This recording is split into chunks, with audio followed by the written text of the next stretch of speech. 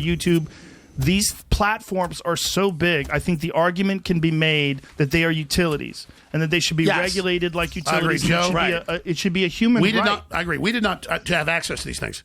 We did not talk about what we're going to cover pre to this, did we? We're going to talk about a lot of things. I'm going to read this. This is what I wrote last night. Okay, you ready? The Silicon I want Cult. some weed for you. I want you to take it down a notch. The Silicon Cult. Okay, go ahead. It's another article? No, I wrote this. Oh, you wrote it. These are talking points. The Silicon Cult. Defining the enemy, the war on carbon. Announce up front that I am not really a liberal or conservative. I want a pro-human future.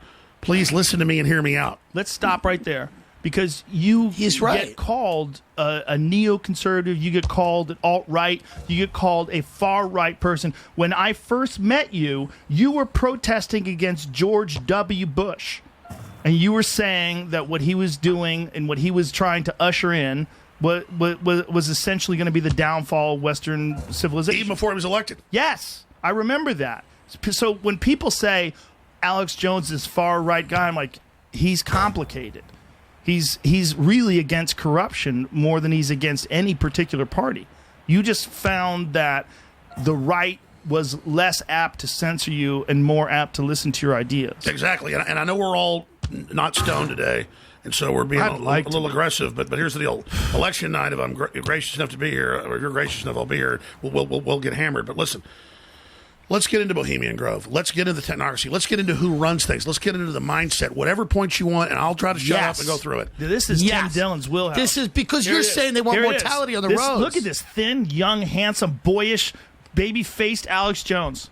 Well, that's 2004, but yeah, I mean, I knew you in like 98. Well, in 98 I met you in 98, but then I got to know you in 99. This was when you were, 98 was when you were protesting. And this is my clip. You guys are welcome to play this. It's really good. Yeah. I'll sign a form. You can use it. What is going on in this clip? He's interviewing a lizard. Let's no, this is the it's been in a lot of different newspapers, and that's the Bohemian Grove. You want to start it over? It's David Gergen. Let me set it up. Let me set it up. Set it up. 96. Let me set it up. Okay. Right when he goes. David Gergen, I'm outside.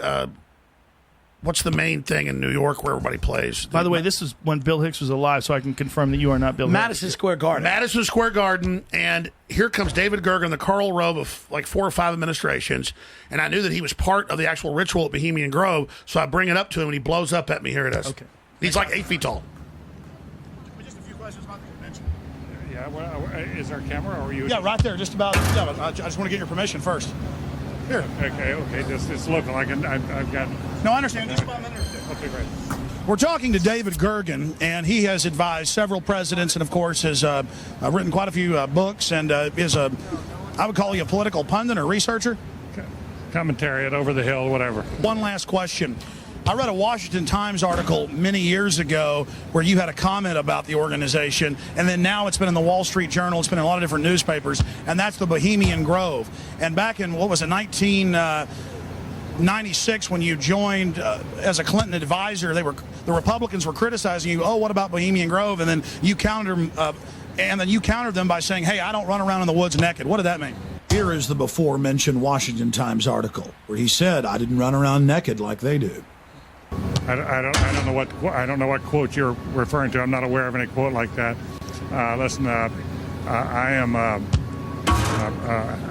happy member of the Bohemian Grove. I like the folks who come there, and it's really inappropriate for me to talk about the group beyond that. Thank you. Have you been there for the ceremony with the cremation of care? Frankly, I don't think that's something I need to talk to you about.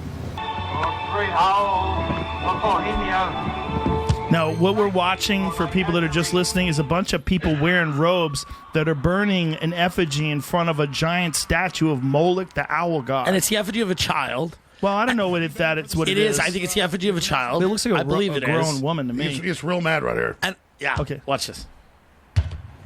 Frankly, I don't. Back it up 5 seconds. We missed it. I said you take part in the ritual. Back it up 5 seconds. I'm Alex Jones. That's something. Cremation of care. Frankly, I don't think that's something I need to talk to you about. Really? That's right. Well, I'm Alex Jones, and I snuck in there in 2000. I'm the guy that blew it wide open and got the video. It's been on national TV. Well, I just respect you for that. You do? I do. But it's a lot of big public officials going in there. Don't we deserve to know? You took I don't know anything about you, and I don't know anything about your film. But if you go in there with an understanding, you violated that understanding by releasing that film, and I don't respect you for that. Really? But we have public officials. I'm sorry. You took an understanding when you went in there that you would not do that film. And did you have an understanding when you went in there? No. Did you crash it? Yes. Yeah, and it has no trespassing signs there too, doesn't it? No, they put them up after. Oh, I'm sorry. Just walked in. I'm sorry, sir. I've been there before. I know what the circumstances are, and I'm sorry you violated the understandings. That was not a gentlemanly thing to do. But what about the ritual? Is the ritual gentlemanly? That's all the people, these fucking heads of state and billionaires. Yeah, that's screaming. the other thing. They run the world. These people. I don't owe you this comment. I know. I appreciate it. This is what's called ambush journalism, and I disrespect you for that as well. So thank you and goodbye. Been in the ritual?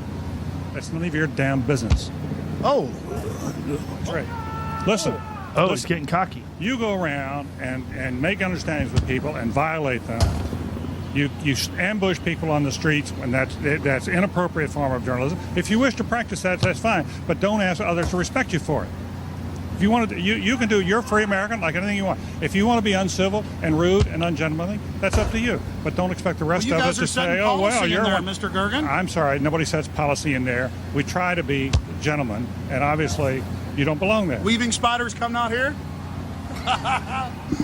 Yeah, that is a three-pointer.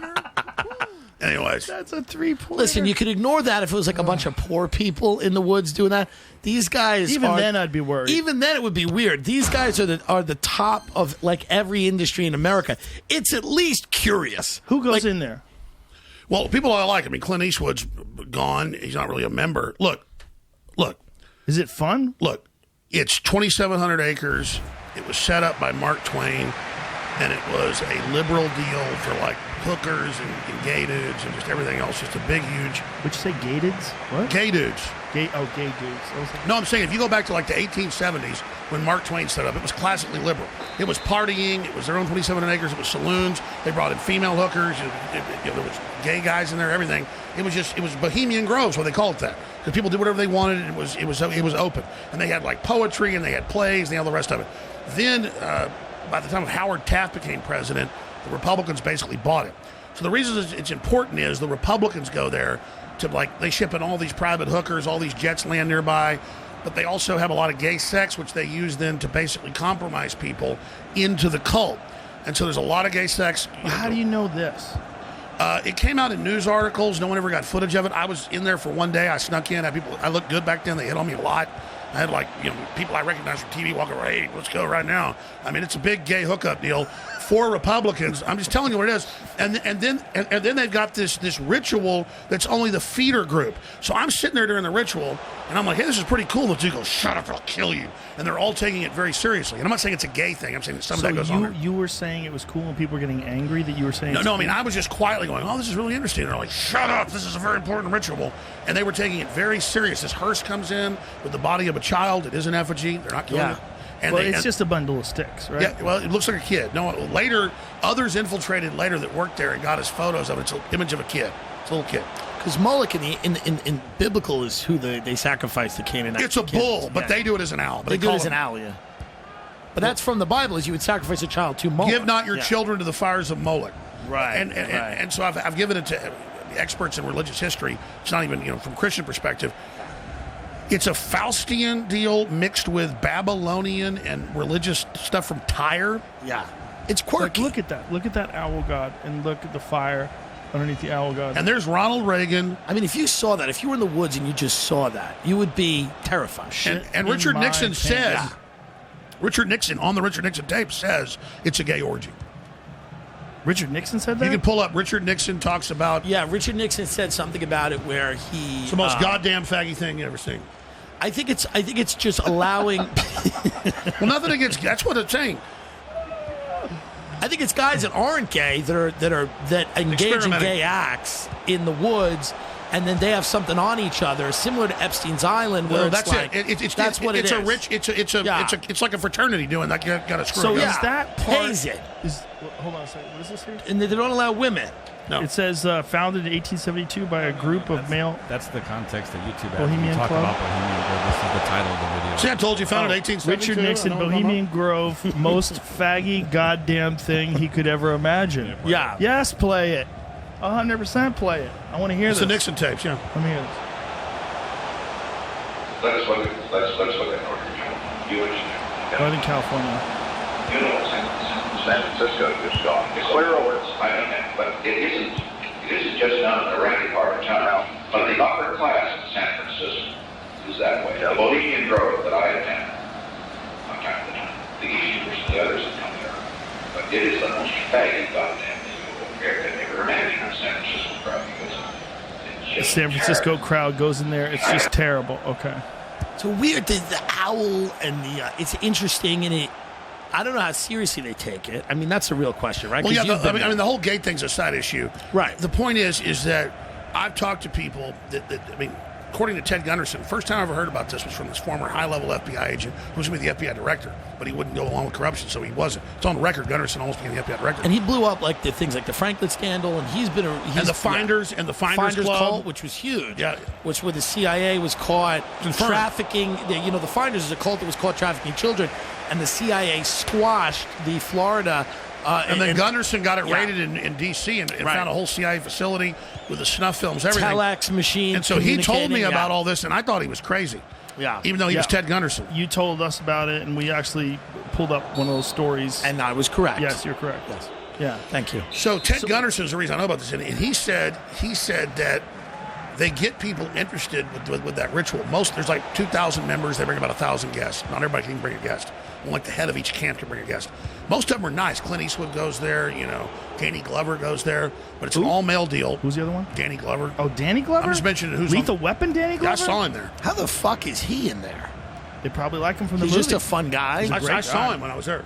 I saw Danny Glover. Interesting. I'm starting to believe this is not. I'm starting to believe we can get in. I'm starting to believe it's not that exclusive. Joe Rogan, they'd have him in immediately. Not now. Do a podcast from in front of the owl. But I just want to say that overall, it started out as a truly artsy, liberal thing that I think is good. I think guys deserve to go off the woods like we've done since humans were humans and party and do whatever. Right. And so it's. But the thing is, then the weird skull. Here's what happened. About 1900, Skull and Bones, that was at Yale in New Haven, Connecticut, that was a German death cult. It took over Bohemian Grove, and that's when they set up that as the central deal. So it's this big, inviting, fun party. What happens at Skull and Bones? Because that's one of the other rumors about Skull and Bones. They compromise you. I know. They compromise you so that you're always a part of this organization. Well, before he died, I did multiple interviews with Anthony Sutton, the top congressional advisor to Senator Frank Church. And we only know about Sutton because Charlotte Iserby, whose father was high-level Skull and Bones, gave him all of their internal manuals. And she's been a frequent guest. She's retired now. America's Secret Establishment, an introduction to the Order of Skull and Bones. Yes. Okay. And so this is a Russell Trust, true Illuminati. Illuminati set up in 1776 to counter our revolution by Adam Weishaupt. It funds the Jacobins. It funds the French Revolution. It's the opposite of a true egalitarian, open liberal revolution. It's the leftist. Always say they're the liberal. Liberal and leftist are two different deals. Leftist is left-hand path Satanism. Liberalism is egalitarian, open society, true liberalism. And so the left-hand path set this up. And then they sent all this opium money they had over in 1831 to Yale to set up a German secret society of the Illuminati, which then has become one of the dominant secret societies. And in there, they do actual satanic rituals. They get in coffins. They do simulated human sacrifices. They have gay sex as part of the ritual. They bathe in huge facilities of feces. This was made by Robert De Niro. Made a movie. Skull and Bones, they're doing that stuff now? Absolutely. I know somebody broke into it, but wow. Who's the? How can this be proven? Well, Matt Damon made a movie called The Good Shepherd, I think. Yes. And in that, it's Robert De Niro directed it. Okay, and that's super accurate. Where it's got the sword and the devil, and they're in these big vats of cow manure. They did leak a Facebook photo album of a bunch of Skull and Bones kids hanging out on Deer Island. They kind of look like losers. I know they're not. I know they're not, but they kind of look like losers. I mean, it was kind of like embarrassing. A lot of billionaires look like losers. Yeah, they look like emaciated. You were like, these are the Illuminati. It was kind of like. No, I totally agree with you. Yeah. Remember ABC News, because they wanted to get Bush in trouble right before the 2004 election. Another frat was able to, because they're all doing this crap, shoot video down into it where they're going, devil equals death, Satan. And they had girls they finally brought into the membership. It was all boys before. Yeah. Sacrificing. So, of course, it's idiotic. It's training wheels for what they do. But inside, they go grave rob. They've got Geronimo's skull. Yeah, the George H.W. Bush supposedly stole Geronimo's skull. Yeah, you got to do things like... I don't know if that, but that's a legend, rumor thing, yeah. It's been broken into. Yeah. One time the police went in there, but the point is that Skull and Bones, Order 322, is the Illuminati Germanic death cult that now set up chapters all over the U.S., and it took over Bohemian Grove around 1900. And so that's why Bohemian Grove is still this artisan, deal of elitist artist, but then it got co-opted by the Republican Party and Skull and Bones. And Helmut Schmidt, German chancellor, wrote Men in Power as a political retrospective when he retired in the late 80s, saying, I love our Illuminati rituals that we have in Germany in our own sacred groves.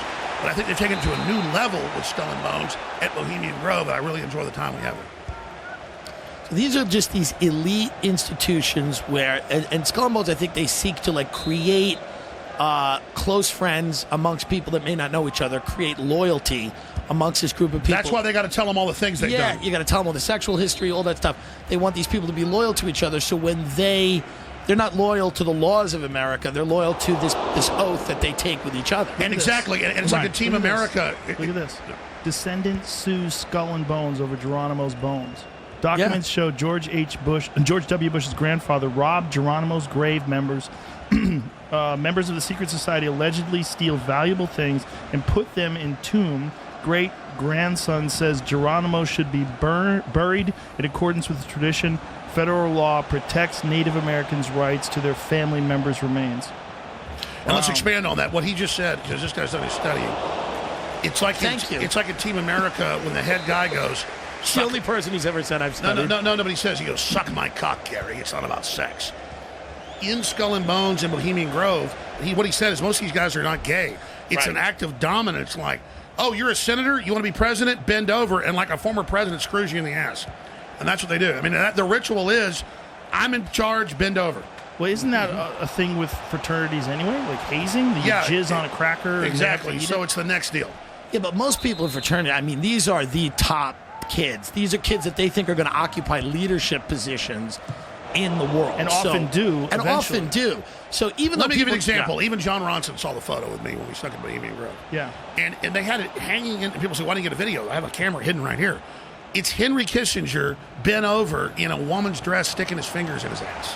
Bill Clinton in a blue dress with Jeffrey Epstein's house. Yeah, but that's just an artist rendition. Do you know that was just an artist made that? Yeah, but maybe this was an artist rendition. We're in a clubhouse. Yeah. Ronson wrote about this. Oh, so it's a photo or a painting? No, it looked like a photo, but let's just say it's a painting. I don't know. It's ancient memory 20 years ago. Okay. 20 plus, But I mean, Ronson's like, look at that. I'm like, oh, is that Kissinger? Yeah, and it's Kissinger. It's all about being improper.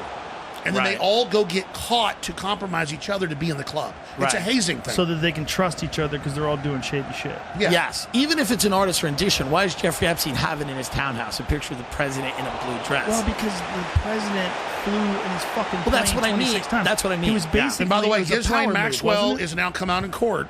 It's getting no attention, confirming, okay, Clinton did fly to that island. That broke 4 days ago. It's gotten zero attention. Yeah, no, they're not paying. They're not paying attention. We haven't heard anything other than those court documents that just came out. Listen, I told you. Listen, guys, it's not like I'm even that special. My mom's brother was a famous helicopter pilot in Vietnam, running Black Ops into Laos and Cambodia and stuff. And then I shouldn't tell these stories, but no one's ever heard this stuff. But I remember growing up and telling me this stuff. It was true. Like they were. I'm not going to do it. The point is, please. No, What's the problem? I just can't do it. What's the danger? You said so much. Well, no, I mean, let's just say he took the fall for something that was going on. He didn't get in trouble for it. He got promoted. And he was involved in Iran-Contra. And that's how people get promoted. They fail upward by taking a lot of times the blame for something, or that's like common. Yeah, so I grew up.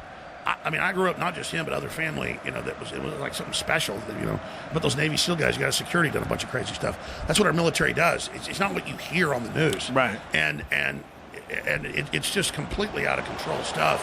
Right. And my uncle told me, he said, yeah, I know, I got out of working for these groups and everything as, an Army officer that was sheep dipped. He wasn't wearing an Army uniform and stuff he was doing. Right. We were talking high level. We're talking running the real stuff. Special ops. He was in charge. He had the command base in Guatemala City. Right. He was like a top Morse code guy. Yeah. Of course, they had satellites there, but nobody could read this Morse code coding. So he was sending stuff to the White House Morse code. He was like, when he was a kid, he was a champion Morse coder. So he wasn't just in command. He was like running all the stuff. And he just said, I had to do it because he said it was kids being smuggled out of orphanages by the CIA for sex ops in D.C. Jesus Christ. And he told me that when he was dying of pneumonia. Jesus, fuck. Yeah. Now, what is it with kids? Why it's the way to compromise people. It's the energy, too. Yeah. If somebody will hurt kids, and he wouldn't. If somebody will hurt kids. It's like, what else? They'll do anything. But that's what everyone's so terrified of today, right? That there are some sex trafficking and sex cults, and there's over 10 times the bust. High-level people, but that's like, and they are though. But that's a fact, right? But if you want to get QAnon shit gets wild and it's sloppy and messy, and you've talked about that too. It gets sloppy and messy, and they're not right about everything. But the idea there are human trafficking. The entire reason, QAnon is just people on the internet. They're like playing games, LARPing, acting like they're taking credit for something. And a lot of them are good people. It's just that you can give them like bona fide, like, look, they just busted a giant child trafficking ring. Associated Press, they don't want that. They want there's underground bases and there's dinosaurs. And there's aliens. They don't want the real shit. They don't want the real thing. So is it that they're just into things that are just huge, more ridiculous than reality? Like, what is... Yeah, because it's escapism, and Hillary's in prison secretly. Okay, right. I think they just learned about the world over the last year, and it melted their mind. Like, you've been looking at this stuff forever. When you were on with Joe a few months ago, you crystallized it perfectly. Yeah. They've been asleep, now they've woken up, and now they think everything's a cartoon version. Well, say it like you said. Yeah, well, it was just like, again, it's like if you didn't know anything about the Franklin scandal, you didn't know about Epstein, or you hadn't read these books, you didn't know the stories your uncle told you, and then eventually you just found out there was an island where all these politicians were going to and having sex with kids, and they were getting compromised. Your mind would melt, and then you would get paranoid, and then you would start thinking that everybody's a pedophile and that there's tunnels underground, when the reality is it is bad, but sometimes you have to take a step back and take a breath and realize that, like, there are good people, and not everybody is evil, but there is a lot of evil out there, but you got to take a step back and try to realize, like, what is what. Well, there's one picture of Clinton getting massaged by this woman, and they were using it as sort of evidence, but the woman's clearly a woman. She's in her 20s, and they were saying... but she'd been working for him since she was like 15. Let's never use Clinton as the example of the QAnon people being wrong. That's not even what I'm saying. She's never there it is. That's a grown woman. She's a grown-up, yeah. So, listen, let's be clear. The media did a limited hangout. They went with these whistleblowers instead of all the other people. And the fact that the witnesses reported at Epstein Island in the Caribbean, Little St. George, and on the other island too, that boats would pull up in the middle of the night to these shacks with little brown kids. And those are the ones that get disappeared. Well, who reported this? It's in major documentaries. It's in Netflix documentaries. It's in all the witnesses we talked to. And they said, my people I talked to over 10 years ago said, remember me telling you about it, they've got an island in the Caribbean, they've got an island in the Mediterranean, that they've got ranches in the Southwest, and that they... Well, he had a ranch in New Mexico, right? Yeah, that came out later. I wasn't told exactly where. I mean, the idea that these kids would disappear potentially isn't crazy. I mean, no, it's not crazy It's not crazy at all. Here's an example. I was told by a high-level source that major Hollywood producers, by name, ran a cult where they branded women next to their vagina. The Nixium thing. But I put it out 2 years before it broke. So I was told this by a high-level source. I remember you talking to me about it. And then they even had articles going in Huffington Post. Jones claims Harvey Weinstein's connected to groups that do all this, and I was just going off what people told me, and I said I didn't even say Weinstein. That's what's crazy is they were already trying to cover it in case I said that. They're like, oh, Weinstein's not involved in branding women. Well, it never even came out he was. It was the other guy. Right. So it's just. But what you said did turn out to be true. Yeah. As fantastic as it sounded, as outrageous, as ridiculous, it turned out to be true. Now it's in the news. First time I ever heard of Ted Gunderson. Let me pull him up. Ted Gunderson. It's on Wikipedia, up to be FBI director. He was the head of L.A. Imagine what he learned there. And he's telling me, he goes, man, I've been in the FBI 20 years. I got to be the head of L.A. He goes, like, this devil worshiping everywhere. Blew me away. Pedophilia, you name it. He knew about the Manson thing really being a satanic ritual. And there was a senator from Nebraska named John DeCamp, who I know. Who he was friends with. And John DeCamp was a guy who, he blew the whole thing wide open. Like he was CIA. He blew the whole thing wide open. Was DeCamp CIA, you think? But he was one of the told me. I was friends with him. He was one of the good ones. Like he was involved in Operation Phoenix. And then they killed. Well, that was his mentor. So DeCamp's mentor was a guy who was a high-level CIA guy. Who Jamie could pull that up. He was in a Phoenix operation, and he was killed. And I forget in the canoe. In the canoe, and the dinner was still on the table. Wait a minute, he was killed in a canoe. Yeah, this was a high-level CIA guy. John DeCamp was a Nebraska senator who broke open this human trafficking operation. By the way, I'm having hold on. it was a pedophile cult that was trafficking kids across America, and it was centered out of the Omaha Federal Credit Union. It was being run by a guy named Larry King, who was this rising star in the Republican Party. He's probably still alive. He has pictures with Maureen Reagan, all that stuff.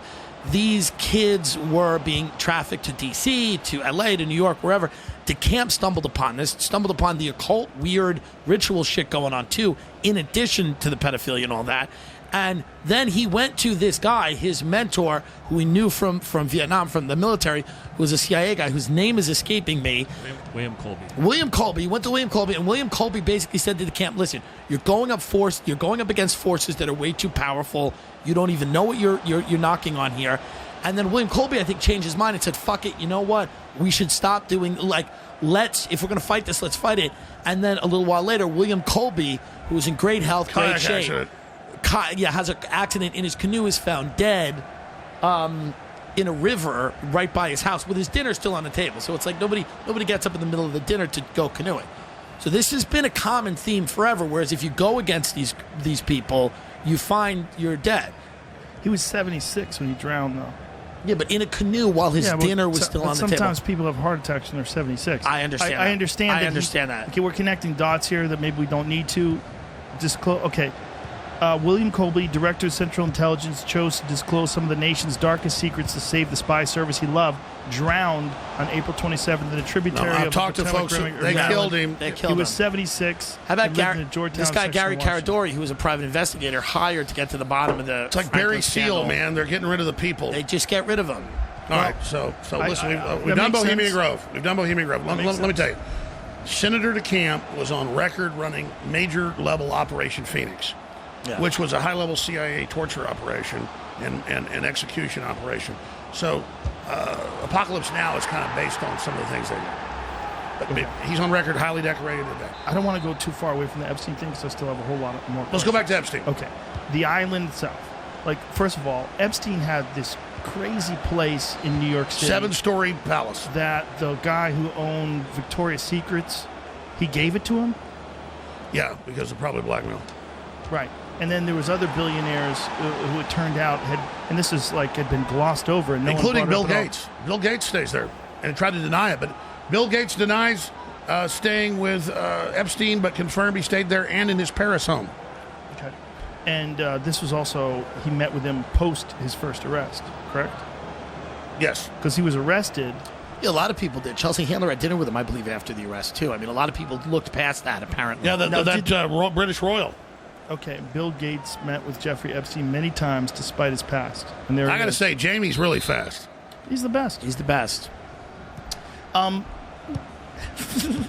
So let's go back to this. He's married to Dylan. Where's Epstein had a huge interest in tech.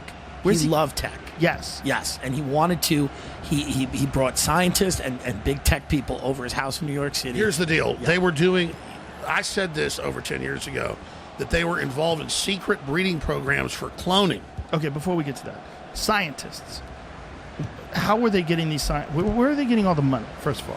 Where's he getting the money to get this island? Where's he getting the money to buy this giant house or get this? We now know that he was a nexus point from the dirty sides of the CIA, MI6, and Mossad at least. Yeah. And so they were compromising people, and then as he would compromise people, most of them knew they were being compromised. They wanted to be compromised, to be let in to then run operations and be given even more money. He was also the money manager for a guy named Les Wexner, who's a billionaire who owns Victoria's Secret, The Limited, among other things. So that's the guy he was gifting Epstein a property. He gave him a $70 Well, that's where he got some of the first money. Well, Eric Weinstein, who was a legit financial guy, looked at him and said, "This guy doesn't know what the fuck he's talking about." Of course not. Said he's playing a role. And then he met with him. Scientists were like that too. When they went to his house, they go, "Oh, Epstein's is like playing a role. Yes, he has no, so whatever he's doing, he's working for somebody." Well, let me tell you, they want to corrupt the scientific elite to go along with their agenda on climate change, to go along with their agenda on viruses, to go along with their agenda because they know scientists are respected.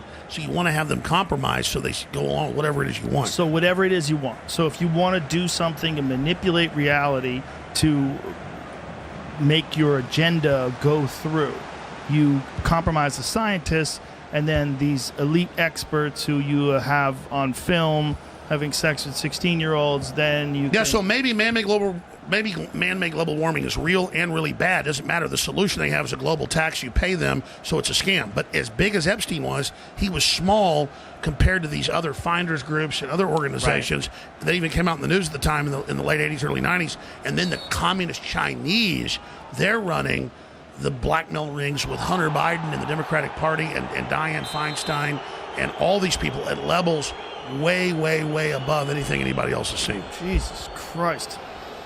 I always got a bad feeling from Dianne Feinstein. I never had any feeling. Turned out her main assistant was a Chinese actual agent. Yeah, I mean, that's Ghislaine Maxwell Powell pleads for release, says jailed heiress starving in humiliating clothes. And that's unfair for her, and I think, this what an elitist statement. You should give her, on record, this woman was involved in all these horrible things, and now, oh my God, she's in humiliating clothes. Why do you think Trump said, like when they asked her about it, well, I wish her well? He's always smart-ass, because Epstein was killed in prison. Mm-hmm. So he's like, I wish her well because they want to get data. He's also like a rich guy. He knew her, right? Yeah. He later clarified it. I'll tell you what he said. Do you think Trump's cleaning everything in this? Oh, you want to get the MO on Trump? Well, I would like to because I know that you're. I'll give you. No. There he goes. Here we go. My only superpower is that I really try to give you the accurate thing. Doesn't mean I'm always right about 95% of the time. That's why earlier we went down that rabbit trail when I'm saying, listen, Trump doesn't like lobbyists. He fired them all. He's trying to make the best decisions for everybody in a pragmatic free market and not have one-sided trade deals. But his blind side was by him not letting lobbyists in, everyone around him became unofficial lobbyists. That became a 20-minute rabbit hole, which I'm not bitching about. Okay. But let me tell you about Trump.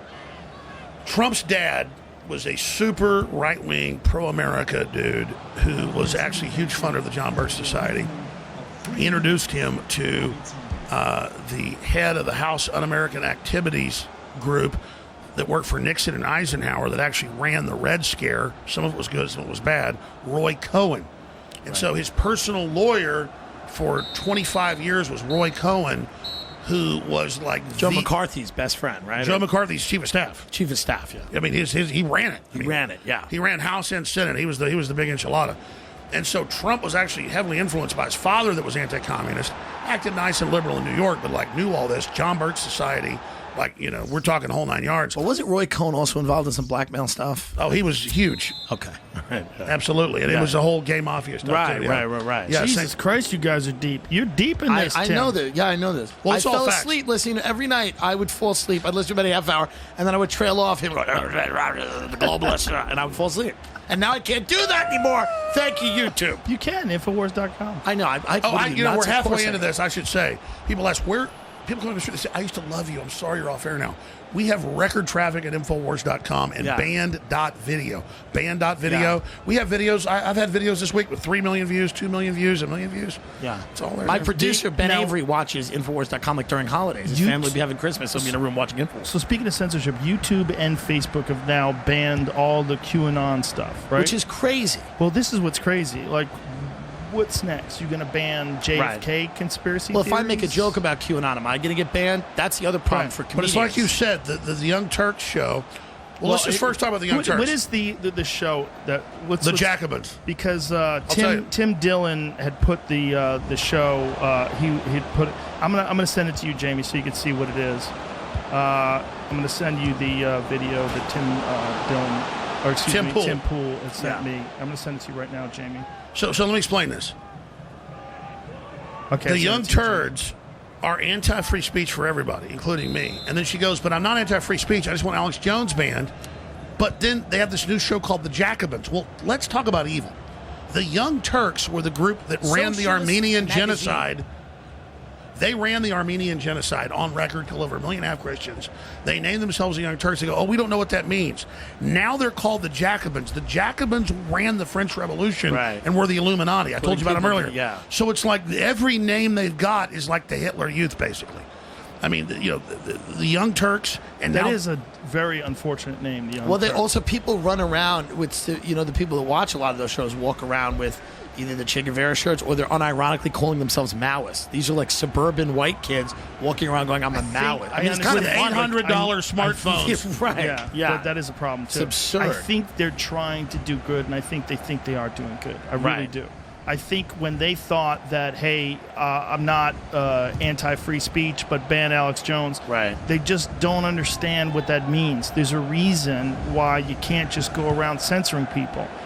And again, the answer to bad speech is better speech. Right. That has always been the answer. But here's the big problem. Once they silence you, they can then make up whatever they want. Because people all the time here's what's worse, Alex, and this is you personally, but the problem is when they silence someone, when they censor someone, and then that person's not that's not the target anymore, they look for another target, and they invariably go left. They invariably. Right. Exactly. They get on a power trip. But hold on a second. The left is not left enough. Right. So if you're a centrist, they'll call you alt-right. Yeah. Because you need to be compliant completely with the ideology. If you're not compliant, they keep moving what's acceptable and what constitutes racism, sexism, classism, homophobia, transphobia. It's a power grab. But they keep changing it. And they move the line. Orwell talked about this in 1984. Yeah. He was like, if you ban all the words, if all you will literally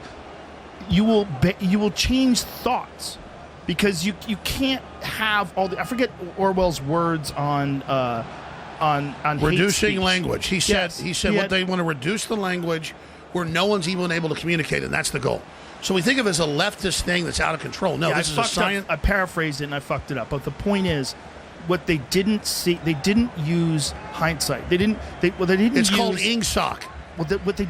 It's so hard to talk with you. What they didn't do is they didn't look to where this goes. I do. They didn't look to where this goes. They didn't understand. They didn't extrapolate. They didn't say. Or maybe some of them did, and some of them wanted to go if where you start. going. If you start censoring, there's a real. And I know people are saying no. You should censor people that say terrible things because they influence our children, and you can't. But Joe, it's a power grab. They get off. Once they've got one scalp, they're going to scalp everybody, including themselves. That's the motivation of the people that are doing it. That's not what I'm concerned with. What I'm concerned with is the problem itself.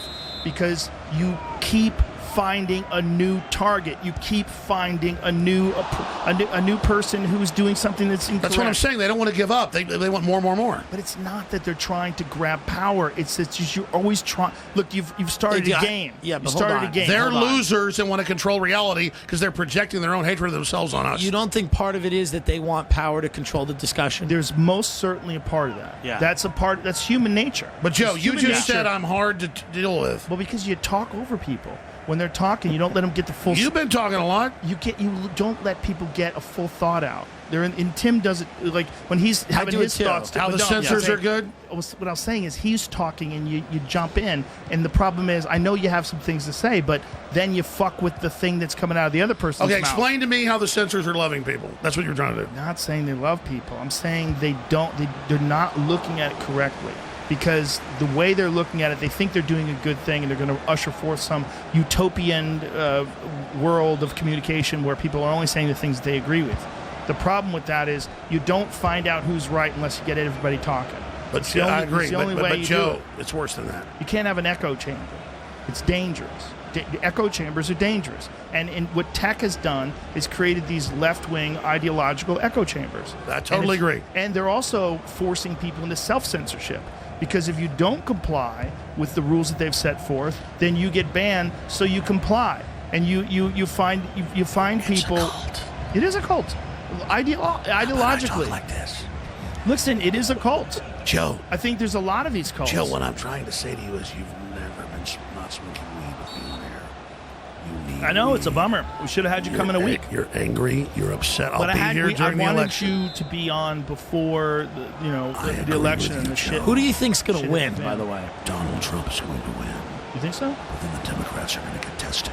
We're going to have the 79 days of But hell. why are all the polls showing that Joe Biden is in the lead? You think it's all Just bullshit? like last time they said Hillary was going to win. Yeah, but these are the post election polls. Joe, what I want to do is talk to you right now. Why are you talking like that?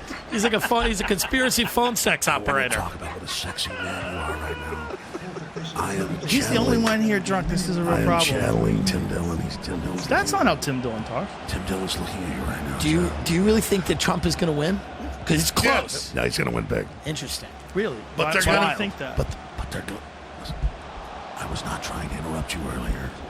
Well, this is how you talk. It's okay. You're This is how you explosive guy. talk. You got to let it in. He's got Joe, passion. Joe, He's you've got talked. passion. Yeah. You've talked twice as much in our last 4-hour podcast. I love it. This is the sober Joe Rogan. Let's get back to this. Trump. What were we arguing about political correctness? I don't know, but you were saying that we weren't arguing. He was saying that the censors. I was agreeing with you. The censors, some of the censors are trying to do the right thing. Yes. And that you were saying, listen, it's deeper than that, and then that's where we left off. Yeah, it's all been scientifically set up where they always say, oh, we're for outliers now and dog whistles. It's all about normalizing centralized control. Big tech knows it's psychological algorithms. It's totally destructive. China that has people Muslims in death camps, Christians in death camps, Buddhists in death camps, is trying to totally normalize censorship here domestically when the whole left is involved with communist China through big tech. It doesn't say a word about them. They have no moral high ground to stand on, Joe.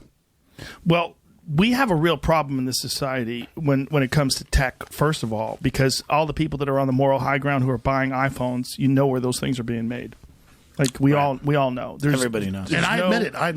I admit it as well. There's no iPhones that are being made in Ohio with highly skilled workers that are paid an excellent wage and they have great healthcare benefits. That's not what's happening. I don't know why, but that's not what's happening. Sure. They've decided that it's better to make them cheaper or better to have a higher profit margin and make them in other countries, or at least they decided that initially, and now they're stuck. Let me ask you this.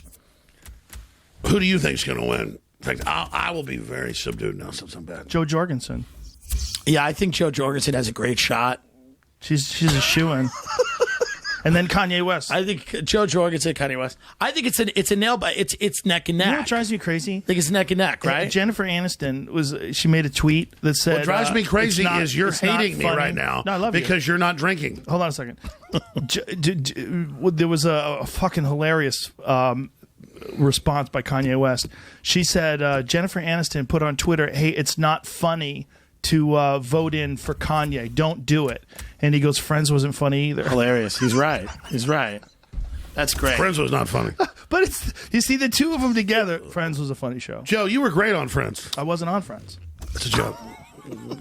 Who do you think? You think Trump? I don't know. Well, if you were a Friends character, who would you be? I'd probably be Matt LeBlanc, right? You'd be Jennifer Aniston. I don't think so. Who's Matt LeBlanc? His name is Joey. Jennifer's the most successful. I identify as Jennifer Aniston. He was dumb. I'm dumb. Perfect. Wouldn't you like to have a dentist like Jennifer Aniston in Horrible Bosses? She was a dentist? What did she do? Molest her patients when they were under? Okay. Well, you could be molested by worse people. Well, they're not kids. But I just think it's funny that someone who's an actor would say that. Like this thing that they feel like they have this influence, they're going to change the way people vote. Stupid. This 80 days of hell you speak of, what does that entail? Just so I can mentally prepare myself. 79 days of 79 days of hell. What are we talking 79 days without Joe Rogan. What's going to happen? 79 days of us locked up in here with cases of whiskey and huge piles of marijuana. He's lit. Yeah. He's lit. No. You're a little lit, buddy. I don't actually. I could see that bottle, and it was a fresh bottle when you sat down. No, that's fake. That's Hollywood. That's not Hollywood. We're in Texas. I gave up Hollywood years ago. I haven't worked in Hollywood in a long time. Let's talk about this. What were you just asking? I don't know. 79 days of hell. If the Democrats contest the election. Problem. 79. See, this is not fair. 79 days of hell. That's how many days there are after November 3rd to the inauguration.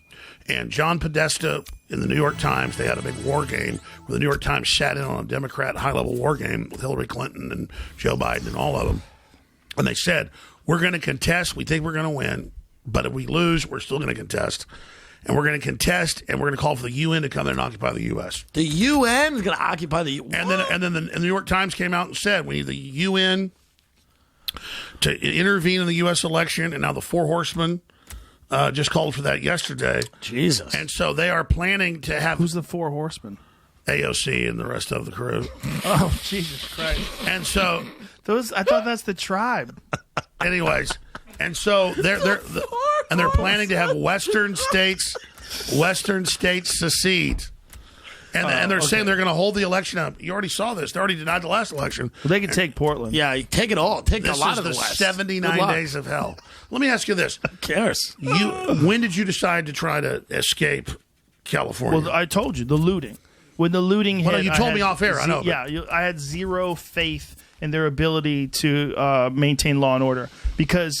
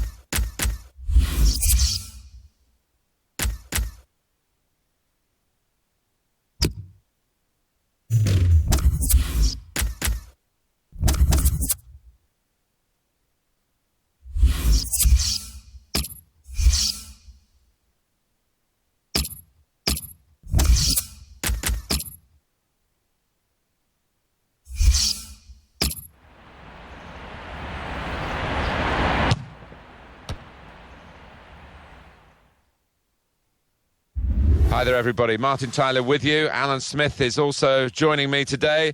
And it's a game which we're anticipating eagerly, I think, Alan, from the Bundesliga. Yeah, looking forward to this one. Match here via Leverkusen, and they play Hamburg.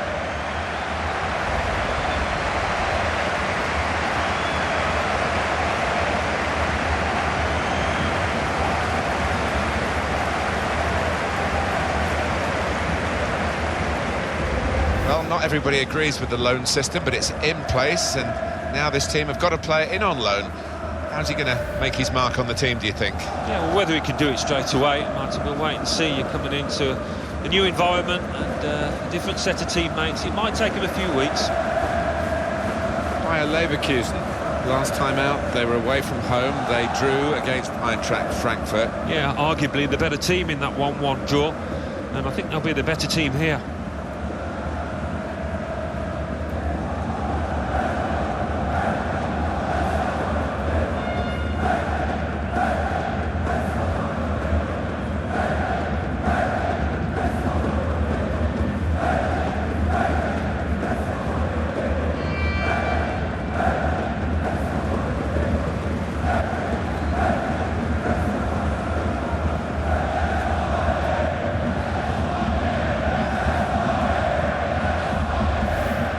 It's always a hard name to fit into a league table, Borussia Mönchengladbach, but we've got them in there, but they're not where they need to be and where they want to be. Well, with the amount of games they've played now, I just cannot see them closing that gap and achieving what we all thought they would achieve, a Champions Cup spot. Yasha Zurhaider is today's referee.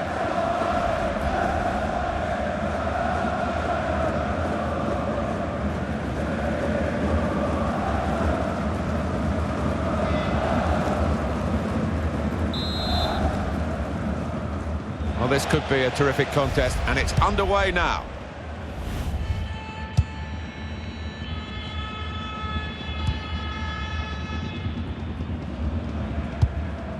Attacking well here.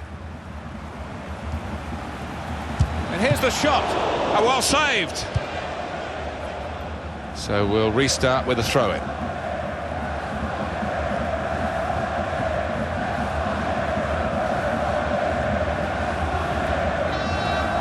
Very well done with the inside of the head as well as the outside. Good pass.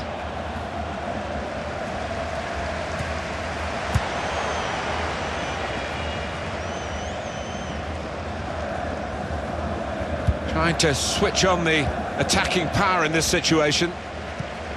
Well, they passed their way up into a good position here and then just lost the concentration, lost the ball as well. Well, they've got to work hard to try and get it back. Just working away to try and find an opening. And in he goes with the tackle.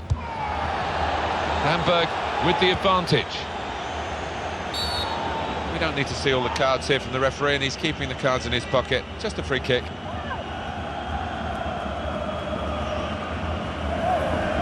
These days, going off your feet like that is running the risk of the referee taking serious action. Well, it was badly timed. He didn't get the ball, and he knows he's committed a foul there.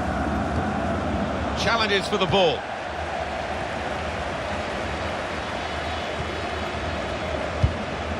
Well defended, not just getting across, he thought quickly as well. Bender.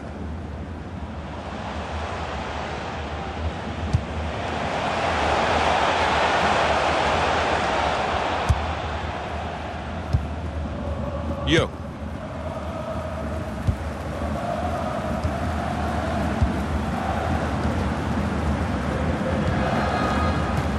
Little private game between the two of them. He's got his tackle in, and the ball's gone out now. They've got the ball rolling again straight away. Into the attacking third. The shot's on! Nowhere near the goal, actually.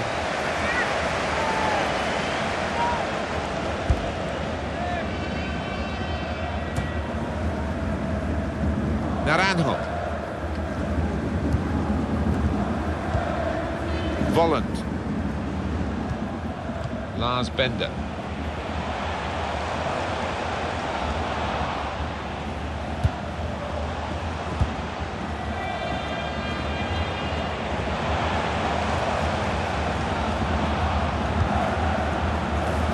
Naranjo. Through pass. Well, this is great teamwork, the way they're knocking the ball around. They cope with it well defensively.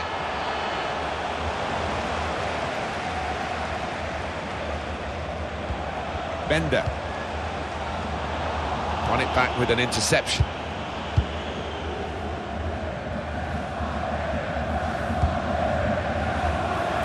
There's good progress with this attack. He's got his shot off now. That's well wide. Well, on EA Sports, we're proud to present the Bundesliga fixture. Bayer Leverkusen, they'll be facing Schalke away from home. Yeah, I've had a lot of supporters get excited about it, and I am as well.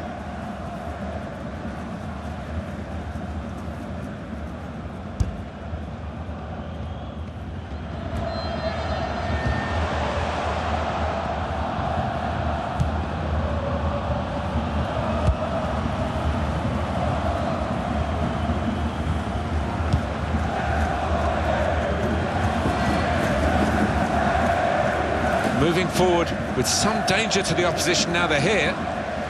They'll need to try and get the ball back now.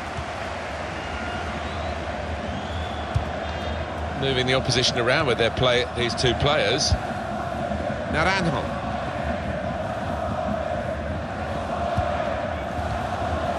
Volland. Still going, still striving to attack. Sometimes, as admirable as it is, you just think, well, maybe save your energy a bit more for attacking rather than closing down. Naranjo looking for an opening with some good controlled build-up. Makes a challenge here. Good play, but they've lost the ball now, and the opposition can get at them. Attacking well here. It's a free kick against Bayer Leverkusen. And that's going to mean a booking for the player. Oh, without question, it was not the best of challenges. That was an easy decision for the ref. When you attempt a slide tackle like that, you've got to time it perfectly, and he didn't.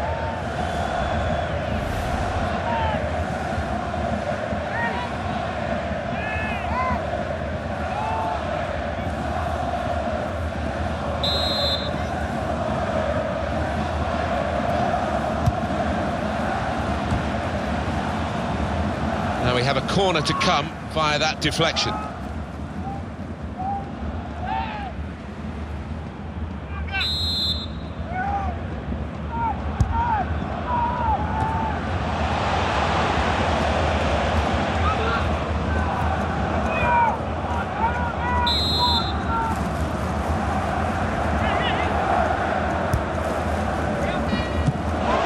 Corner dealt with pretty straightforwardly.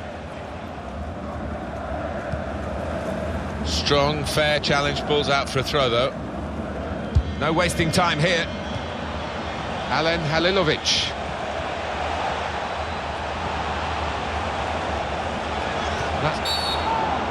Well, it is a free kick, and they're excited by this. It's a real chance to at least work the goalkeeper. You see what he was trying to do, Alan, with that slide challenge, but it's definitely a foul. Well, it is. He saw the ball and he thought he could win it, but just a fraction off. Taking the chance with the shot there. Yeah, thought he might have done better there. Had a bit of time and space, good position.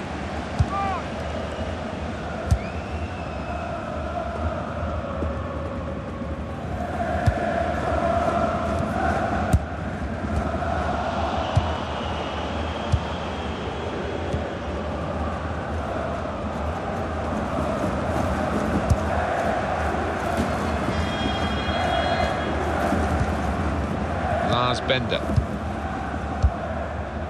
Yo. Well, this attack has got a bit of menace to it.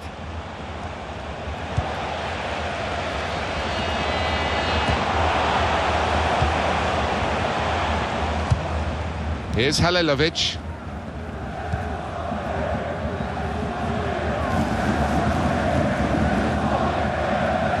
He's coming forward with some danger. Look how quick he reacted. Gets his foot in there. Referee's had a good look and decided, from what he's seen from this period of play, to add on 3 minutes. Patience is the name of the game at the moment. Now he's lost the ball.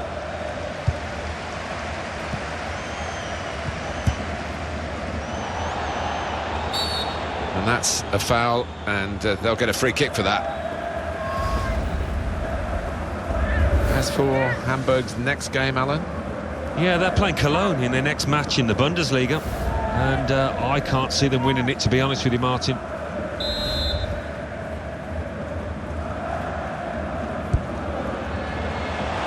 Volland. Well, we're halfway through, and we haven't yet got a goal to bring to you. 0-0 at half-time. Really nip and tuck between two great rivals here. Possibly we thought that was the way it was going to go. Will it break open in the second half, Alan? Well, we'll soon see. I just wonder whether one of the managers... It could come down to a substitution, because both benches have got plenty of attacking talent on there.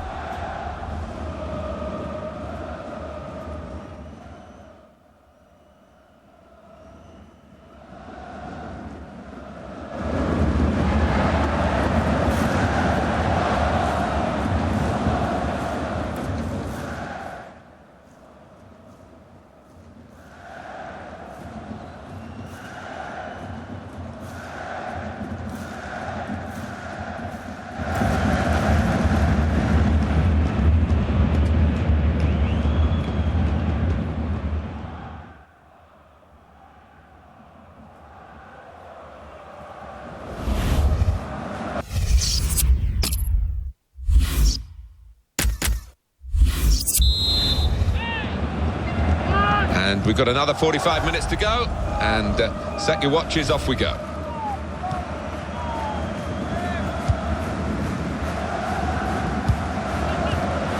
Here comes the challenge.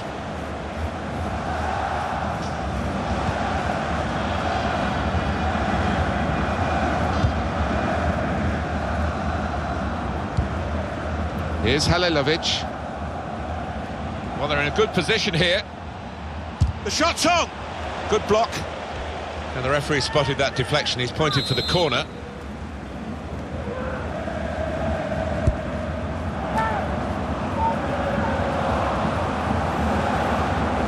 Clearly a throw. Not quite clear whose throw it is. Bellarabi.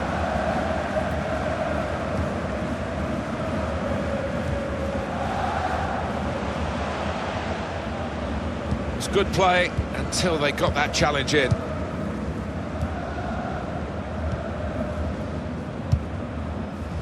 Some players limbering up for the away team. Substitution in the offing. Toprak.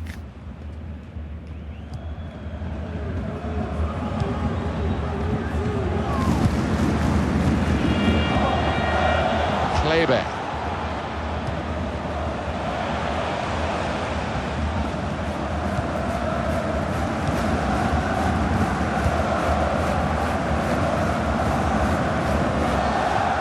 He's got his tackle in, and the ball's gone out now. Well, they're building steadily here, working away. They've got the ball back, the interceptor got it for them.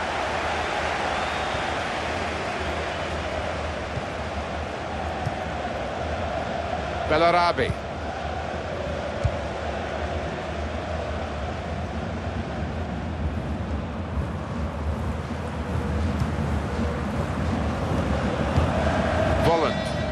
Good football between these two. Nice passing.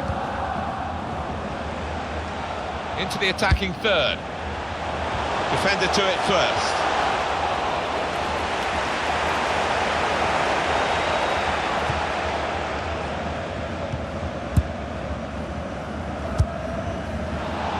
It's a free kick against Bayer Leverkusen. Well, that's what substitutes are for, to be used. And we've got one coming on now.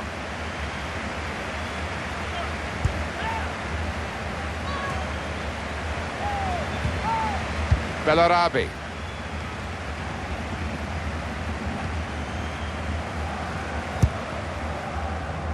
Well, he saw the guy could switch the play to and came up with the pass as well. Excellent.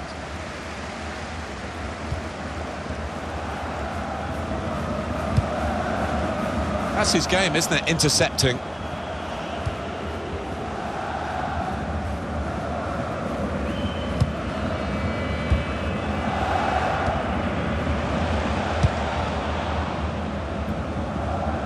Could be dangerous.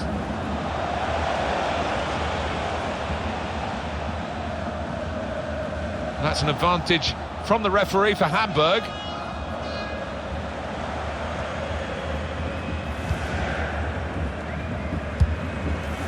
"20 minutes now remaining.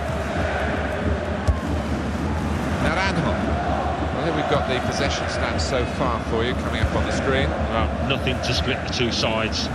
This is when you're looking for somebody to pick out a hole, create the pass, create the goal.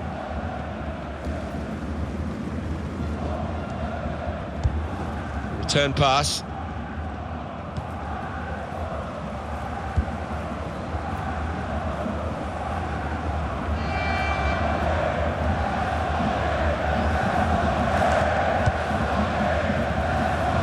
Trying to switch on the attacking power in this situation. Well, it will be a throw. It's gone out off that player there.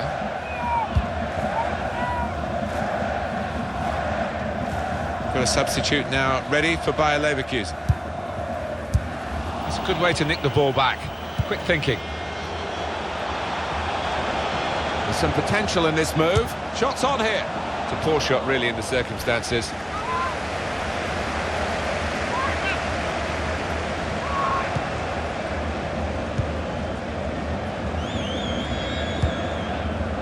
Naranjo. Toprak. 10 minutes left of regular time. Very good passes. This team are passing the ball beautifully. Well, they've definitely gone into a defensive mode now, haven't they, Alan? Well, it could be construed as a negative move, this, by the manager. I wonder if he'll live to regret it, just getting everybody behind the ball. Hamburg have the ball back at their feet. Good forward play from them. There goes the cross. Well, they got it wide very well, a chance to get the cross in, but it's not turned out to be a very good delivery. Bellarabi.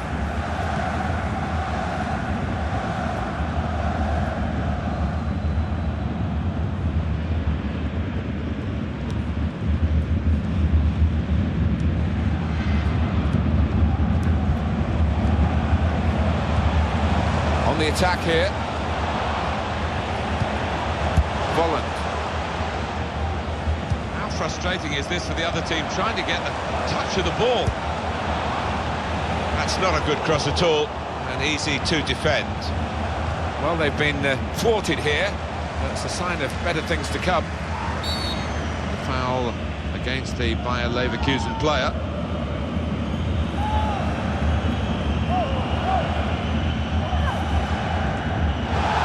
For the ref, a decision, and the decision is yellow. I don't think anybody, least of all the player, can have any complaints about that.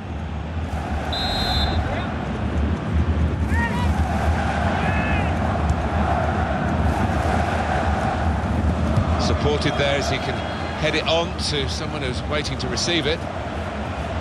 Now they've got a chance in this part of the pitch. Well, there it is, final whistle, and it's finished 0-0. One of the goalkeepers much busier than the other, but the game's ended level.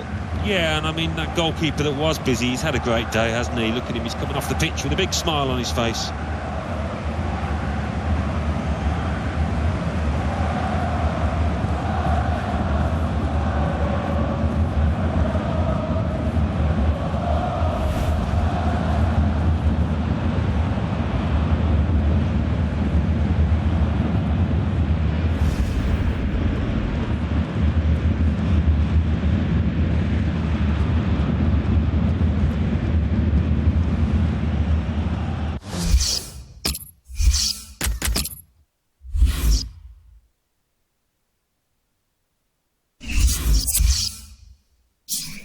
If you're going to pay all that money in taxes, I feel like you should at least feel like they're protecting things. And when they were just letting them smash windows and cops were told to stand down, particularly in Santa Monica, there was like direct orders, and the sheriff was, being widely criticized for this. They were told to stand down while these people were smashing and looting things. When they were doing that, I was like, well, you can't live in a place where that's... In second, Bayern Munich with 34 points. In third, climbing the table, are Bayer Leverkusen with 34 points, but only behind on goal difference. In fourth, moving down, are Schalke with 33 points. In fifth, Mainz with 32 points. In sixth, Wolfsburg with 30 points. Bottom of the table, St. Pauli with 10 points. And then reading up the table, second bottom and falling are Augsburg with 11 points, but only behind on goal difference. Third bottom, moving down, are Eintracht Frankfurt with 11 points. Fourth bottom and falling are VfB Stuttgart with 13 points. Fifth bottom, rising up the table, are Freiburg with 14 points, but only behind on goal difference.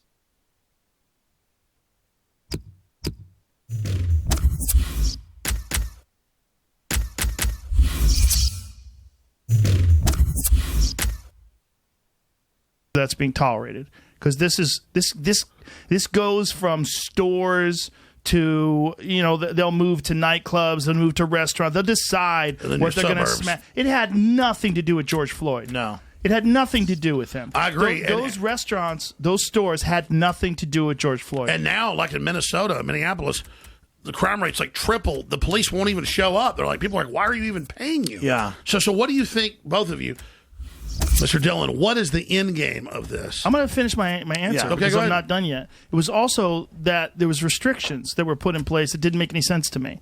There's restrictions for restaurants, restrictions for comedy clubs, restrictions for gyms. Like, why can't you just wear a mask? Why are churches closed, but Walmart's open? Well, why are churches closed, but why is it okay to protest? It's not alcohol.